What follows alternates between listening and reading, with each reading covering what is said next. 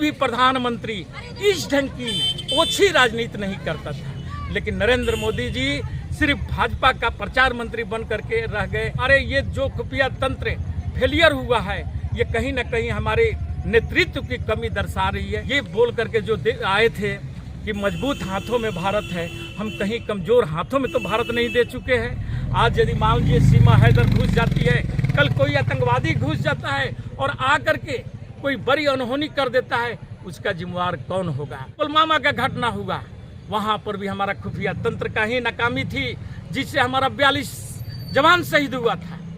और आप अभी मणिपुर का जो घटना देख रहे हैं, वहां भी हमारा खुफिया तंत्र फेलियर हुआ है। चाइना के साथ में जो हमारा घटना हमारे जमीन में वो आकर के वो अपनी कॉलोनियां बसा रहा है, ये हमारी खुफिया तंत्र आखिर क्या कर रही है? क्यों नहीं इनपुट देती है? क्यों नहीं बतलाती है? सरकार को आगाह करती है कि यहाँ पर ये कार्य हो रहा है, यहाँ ये कार्य हो रहा है। सीमा हैदर पर जो कानून सम्मत कार्रवाई हो वह होना जरूरी है। यदि वह लव स्टोरी का मामला है, वह भी सामने आना चाहिए। अगर यदि वह स्पाई के रूप में भारत में आई है तो उसकी जगह जेल में होनी चाहिए। इस सीमा हैदर को लेकर भी भारत की राजनीति में बड़ा एक लंबा से भूचाल आ गया। अभी तो एटीएस पूछताछ कर रही है, तो सर कैसे लग रहा है आपको? सीमा हैदर मामला जो है, अभी तक जो समझ में आ रहा था कि एक लव स्टोरी का मामला है। पबजी खेलते खेलते 2019 में सचिन मीना और सीमा हैदर में प्यार हो गया और ये बदल गया। लेकिन जिस ढंग से आईबी का इनपुट मिला हुआ है और उस पर जब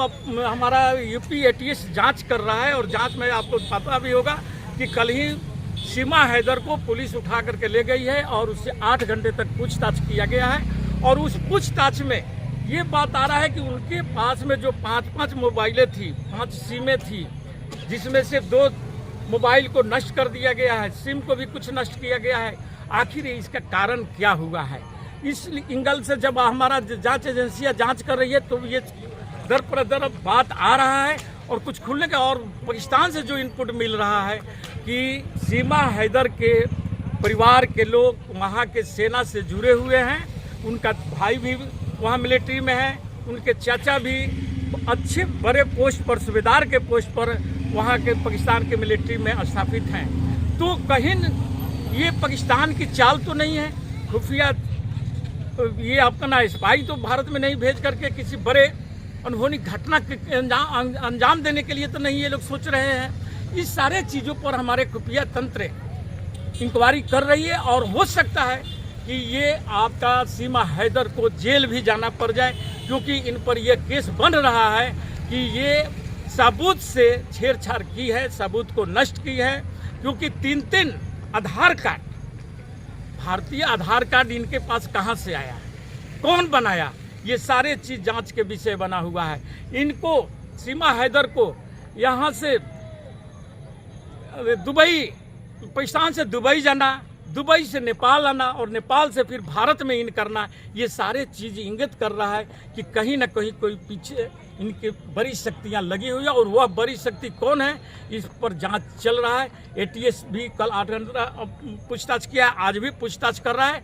और हो सकता है कि ये सचिन मीना का भी परिवार इसमें संलिप्तता में जेल जाए, क्योंकि ये लोग किसी अप्रवासी भारतीय को, विदेशी भारतीय को अपने यहाँ शरण देने का काम किए हैं, इसलिए इन पर भी केस बन रहा है।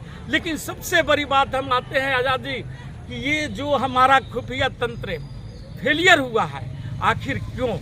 मैंने आगे भी ये चीज़ को बतला चुका हूँ कि हमारी खुफिया तंत्र इतना कमज़ोर कैसे हुई है, क्यों हुई है? जबकि एक तरफ बोला जाता है कि हमारे देश के प्रधानमंत्री 18 घंटा तक काम कर रहे हैं। वे क्या काम कर रहे हैं?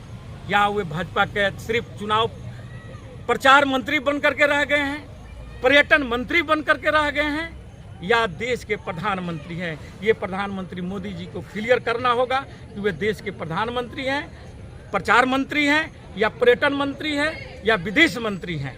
क्योंकि या तो उनको किसी चुनाव में देखा जाता है, या कहीं पर रेलगाड़ी का हरी झंडी दिखाते देखा जाएगा, या कहीं विदेश में इनको विचरण करते हुए देखिएगा। ये ढंग की बातें एक प्रधानमंत्री, और जब उनसे भी समय मिलता है तो विपक्षियों को गाली देने से भी बाज नहीं आते हैं, पानी पी पी करके कोसने से भी बाज नहीं आते हैं। जबकि हमारा इतिहास रहा है भारत का कि कोई भी प्रधानमंत्री इस ढंग की ओछी राजनीति नहीं करता था। सभी कोई न कोई पार्टी से ही प्रधानमंत्री चुन कर आते हैं, लेकिन जब प्रधानमंत्री बन जाता है तो वह सभी पार्टियों का प्रधानमंत्री हो जाता है, वह देश का प्रधानमंत्री हो जाता है। लेकिन नरेंद्र मोदी जी सिर्फ भाजपा का प्रचार मंत्री बन करके रह गए, आखिर क्यों? इस पर भी जनता को सोचना होगा। और हमारे ये जो खुफिया तंत्र फेलियर हुआ है, ये कहीं न कहीं हमारे नेतृत्व की कमी दर्शा रही है। इस पर भी जांच होनी चाहिए। इस पर भी भारतीयों को सोचना होगा कि आखिर हम कहीं ये बोल करके जो आए थे कि मजबूत हाथों में भारत है, हम कहीं कमजोर हाथों में तो भारत नहीं दे चुके हैं। आज यदि मान लीजिए सीमा हैदर घुस जाती है, कल कोई आतंकवादी घुस जाता है और आ करके कोई बड़ी अनहोनी कर देता है, उसका जिम्मेवार कौन होगा? आप देखे होंगे कि पुलवामा का घटना हुआ, वहाँ पर भी हमारा खुफिया तंत्र का ही नाकामी थी, जिससे हमारा 42 जवान शहीद हुआ था। और आप अभी मणिपुर का जो घटना देख रहे हैं, वहाँ भी हमारा खुफिया तंत्र फेलियर हुआ है। चाइना के साथ में जो हमारा घटना, जो लड़ाई, जो अभी टेंशन चल रहा है, वहाँ के सीमा विवाद को लेकर के हमारे ज़मीन में वो आ करके वो अपनी कॉलोनियाँ बसा रहा है। ये हमारी खुफिया तंत्र आखिर क्या कर रही है? क्यों नहीं इनपुट देती है? क्यों नहीं बतलाती है? सरकार को आगाह करती है कि यहाँ पर ये कार्य हो रहा है, यहाँ ये कार्य हो रहा है, इस जंग के कार्य। तो इस मिला जुला करके हम देख रहे हैं कि हमारा कहीं ना कहीं खुफिया एजेंसियाँ फेलियर दिशा में काम कर रही है, नेतृत्व क्षमता हमारा घट रहा है। ये सारे चीज़ों को देखते हुए हम आवाज़ लगा रहे हैं और बोल रहे हैं कि सीमा हैदर पर जो कानून सम्मत कार्रवाई हो वह होना वो जरूरी है। यदि वह लव स्टोरी का मामला है, वह भी सामने आना चाहिए कि सिर्फ वो लव स्टोरी का ही मामला है। अगर यदि वह स्पाई के रूप में भारत में आई है तो उसकी जगह जेल में होनी चाहिए। इसी के साथ मैं अपने वक्तव्य को समाप्त करता हूँ। जय हिंद, जय भारत।